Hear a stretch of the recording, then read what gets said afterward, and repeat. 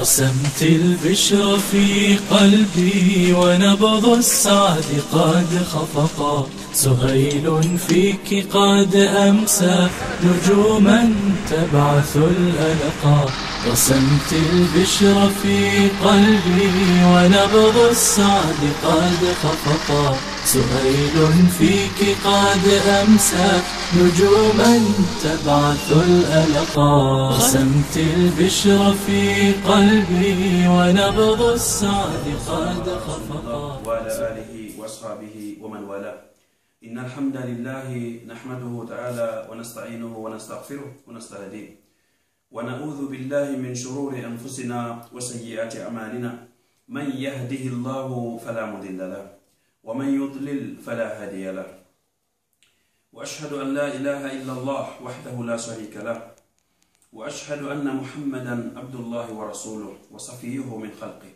قد أدى الأمانة ونصح الأمة وكشف الغمة، وتركنا على مهجة بيضاء ليلها كنهارها لا يزيغ عنها إلا هالك. وصلوات الله وسلامه عليه وعلى إخوانه من الأنبياء والمرسلين، وعن صحابته غر الميامين، وعن أزواجه أمهات المؤمنين،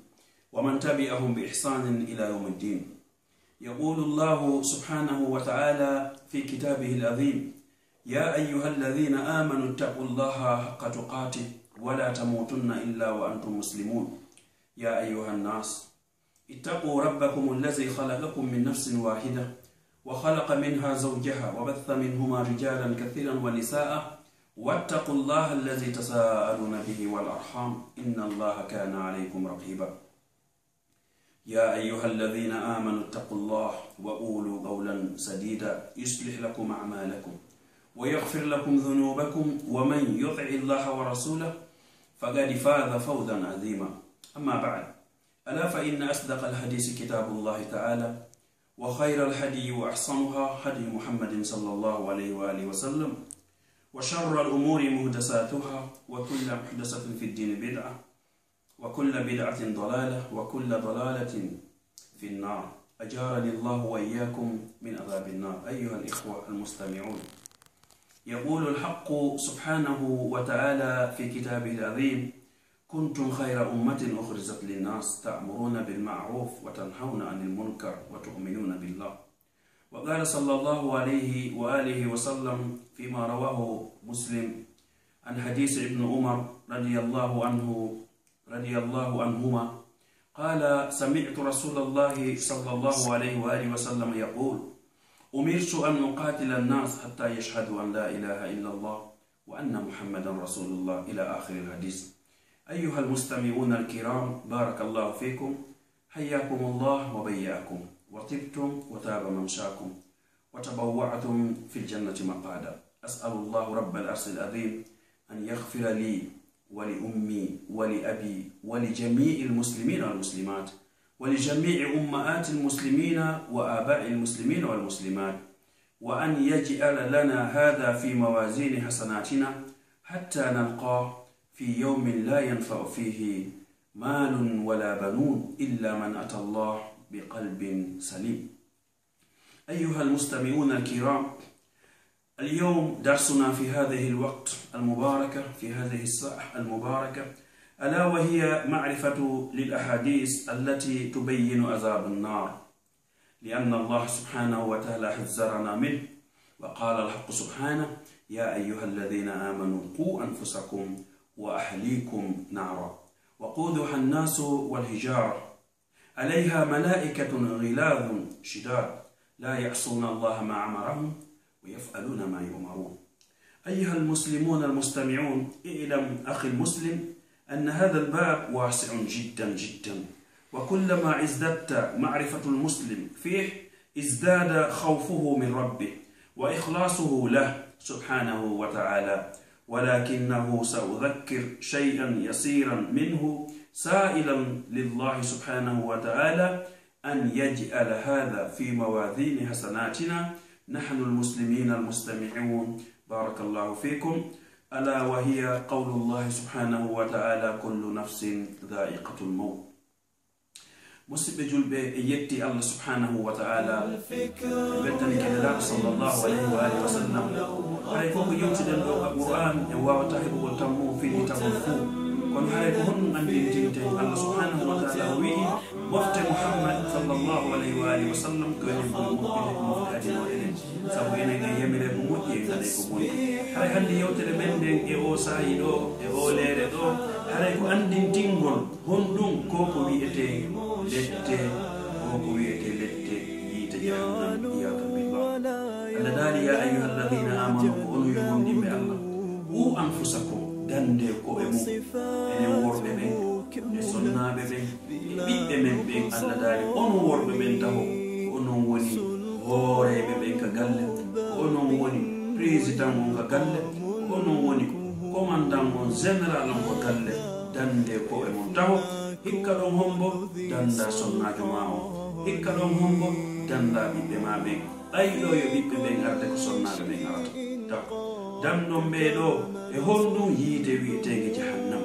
sabu nge yiite Allah subhanahu wa ta'ala duuɓi wulure himo tagude yiite nge yamira malaika ɓe yoɓe huɓɓu yiite jahannama duuɓi wulure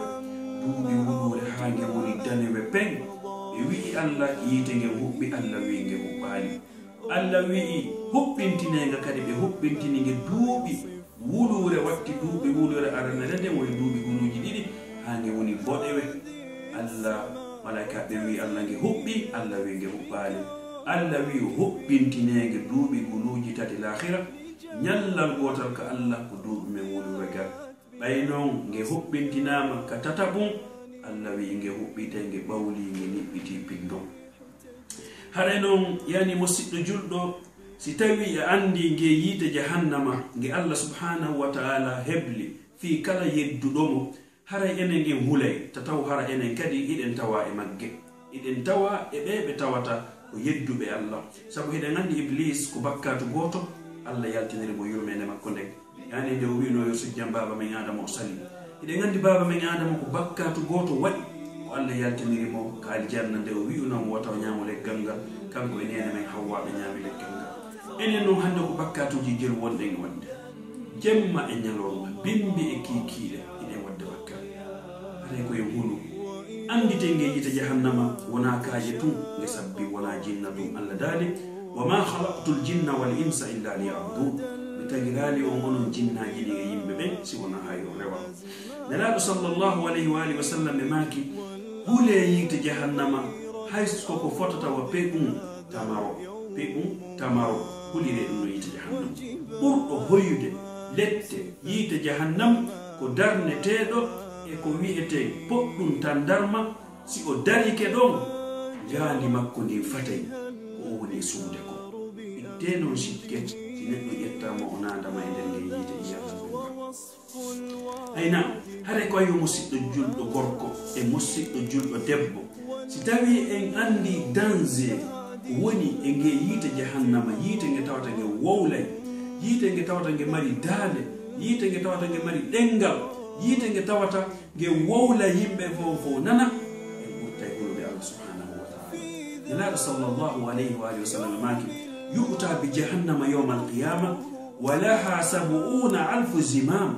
wa fi kulli zimamin 70,000 malak yajurrunaha nelaɗo sallallahu alayhi wa sallam maki yawma alqiyama si Allah darni jama on ka darngal fi landagol goto kala enen ko o golluno Allah ñaawi ñaawore makko nde yahoɓe aljanna ɓen fokkintinama aljanna yahoɓe yiite ɓen fokkintinama ka yiite Allah wiye addane lan yiite jahannama non joni